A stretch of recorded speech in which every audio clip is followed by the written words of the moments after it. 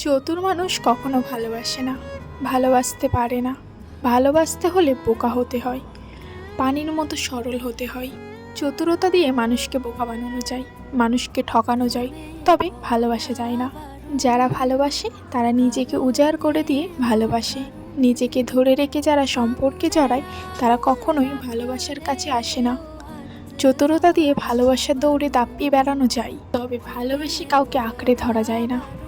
আর ভালোবেসে কাছে এসে নিজেকে সঁপে দেওয়ার মাঝে অনেক তফাৎ।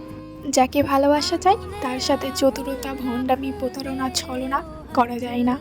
মনের অজান্তে বেড়ে ওঠা অনুভূতি বাধ্য করে মানুষটার কাছে নিজেকে ক্ষুদ্র রাখতে।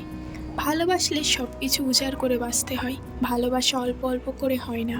আপনি যাকে ভালোবাসবেন সে দেখতে যেমনই হোক না কেন, তা নিয়ে আপনার কোনো অনুশোচনা কিংবা আফসোস থাকবে না। এমনকি মানুষটা যদি আপনাকে কষ্ট দেয়, অপমান করে, তবুও আপনি তাকে ভালোবাসতে নিজেকে থামাতে পারবেন না। কেননা ভালোবাসা মানুষকে বোকা হতে বাধ্য করে।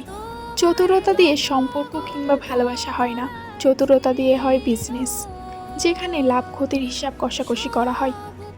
ভালোবাসা থেকে অধিকার বোধ জন্মায়। যাকে ভালোবাসেন এবং যে আপনাকে ভালোবাসে, দুজন দুজনার প্রতি অধিকার থাকে, আর সেই অধিকার বোধ থেকেই মানুষ নিজেকে উজাড় করে দেয়।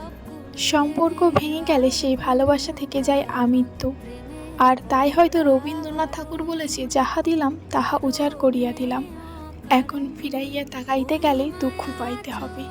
অধিকার ছাড়িয়া দিয়া অধিকার রাখতে যাইবার মতো এমন বিলম্ব আর নাই।